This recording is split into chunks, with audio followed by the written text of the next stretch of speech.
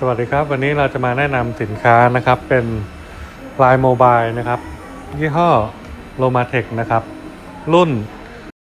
MG 0010ครับตัวนี้ก็จะเป็น Line Mobile นะครับสำหรับแปลงสัญญาณนะครับ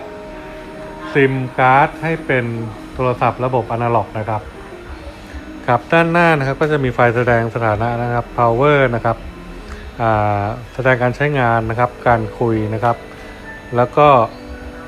แบตนะครับอันนี้เป็นสัญญาณคลื่นนะครับ3อันครับในด้านหลังนะครับก็จะมีช่องเสียบสัญญาณนะครับสำหรับเสาอากาศนะครับแล้วก็แจ็คนะครับ RJ11 2ช่องนะครับสำหรับต่อโทรศัพท์นะครับหรือว่าจะเป็นตู้สาขาก็ได้นะครับหรือเป็นโทรศัพท์บ้านแบบอนาล็อกก็ได้เช่นกันนะครับมีปุ่มปิดเปิดนะครับแล้วก็มีช่องสำหรับเสียบอะแดปเตอร์นะครับครับ Line Mobile รุ่นนี้นะครับก็สามารถรองรับนะครับซิมได้ทุกค่ายเลยนะครับอันนี้ตรงนี้ก็จะมีอยู่4ค่ายนะครับก็คือจะมี AS นะครับ DTAC นะครับ TrueMove นะครับแล้วก็ My by Cat นะครับครับเดี๋ยวเราจะมาลองประกอบซิมเข้าไปดูนะครับแล้วก็จะทดสอบการโทรดูนะครับวันนี้ผมขอเลือกเป็นของ My by Cat แล้วกันนะครับซึ่งเมื่อก่อนอุปกรณ์บางตัวอาจจะยังไม่สามารถใช้งานได้นะครับแต่ตอนนี้เราพัฒนาขึ้นมาจนสามารถใช้งานได้แล้วนะครับในระบบ 3G นะครับของทุกค่ายนะครับครับวิธีการต่อนะครับก็ตรงนี้เป็นที่ใส่ซิมนะครับก็ใส่เข้าไปนะครับเป็นซิมใหญ่นะครับแบบมาตรฐานเลยครับผมก็ปิดนะครับเสร็จแล้วเราก็ต่อเสานะครับตัวเสานี้นะครับสามารถ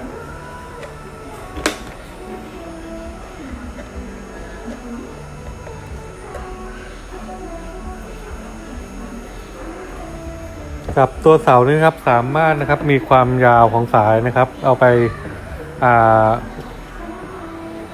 ไว้ในที่ที่มีสัญญาณได้นะครับหรือว่าถ้าเราติดตั้งหลายๆตัวเนี่ยเราก็สามารถวางระยะให้ห่างกันได้นะครับสายยาวพอสมควรทีเดียวผมว่าน่าจะสักประมาณ3 เมตรได้นะครับครับ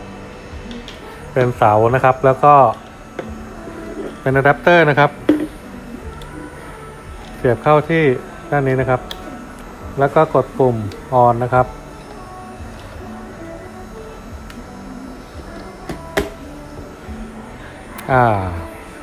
ก็สังเกตนะครับจะมีไฟขึ้นนะครับที่เราต่ออยู่นี่คือซิมของ My by Cat นะครับระบบ 3G นะครับก็เราต้องรอให้ไฟสัญญาณนะครับแสดงสถานะขึ้นตรงนี้นะครับขึ้นมาก่อนนะครับถึงจะใช้งานได้นะครับก็รอสักครู่หนึ่งนะครับแล้วก็ตัวนี้นะครับเราจะต่อสายเข้ากับตู้สาขา SL 2001ตัวนี้นะครับนี่นะครับเป็นการต่อนี่นะครับเข้าที่สายนอกของตู้ SL 2001นะครับ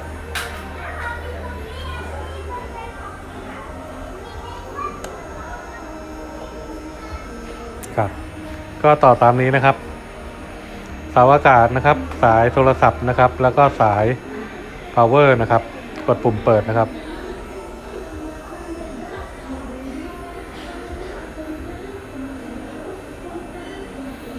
ก็เครื่องจะต้องทำการหาสัญญาณสักครู่หนึ่งนะครับถ้าไฟสัญญาณตรงนี้นะครับซึ่งเป็นระดับคลื่นนะครับ3 ขีดก็คือเต็มนะครับขึ้นมาเมื่อไหร่ก็จะสามารถโทรได้นะครับ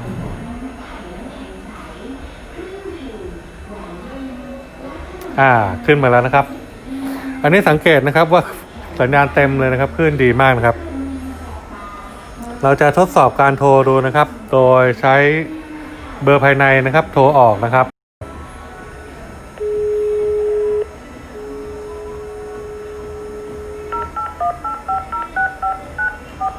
ครับอันนี้ผมก็โทรออกไปสายนอกนะครับ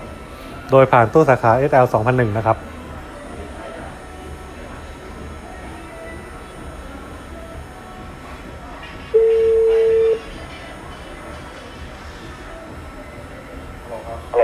ครับ สวัสดีครับครับครับเสียงเป็นยังไงครับชัดเจนไหมครับชัดเจนครับลองทดสอบฮัลโหลครับ1 2 3 4ครับครับผมก็คุณภาพของเสียงนะครับ ชัดเจนทีเดียวนะครับครับ ก็ท่านใดที่สนใจนะครับสำหรับตัว Line Mobile ตัวนี้นะครับ ก็ใช้งานได้อย่างดีทีเดียวนะครับ ใช้ได้กับซิมทุกค่ายเลยนะครับ ไม่ว่าจะเป็น D-Tag AS แล้วก็ TrueMove แล้วก็ที่ใส่อยู่ในนี้ก็คือMy by Cat นะครับระบบ 3G ครับท่านใดที่สนใจก็สามารถเข้ามาทดสอบได้ที่ศูนย์สรรพสินค้าซีคอนบางแคชั้น 3 นะครับโซนไอทีนะครับหรือว่าติดต่อเข้ามาทางไลน์ตามที่ลง Line ID ไว้นะครับแล้วก็รบกวนช่วยกด Subscribe กดติดตามให้ด้วยนะครับครับวันนี้ทางเราก็ขอลาไปก่อนนะครับขอบคุณครับ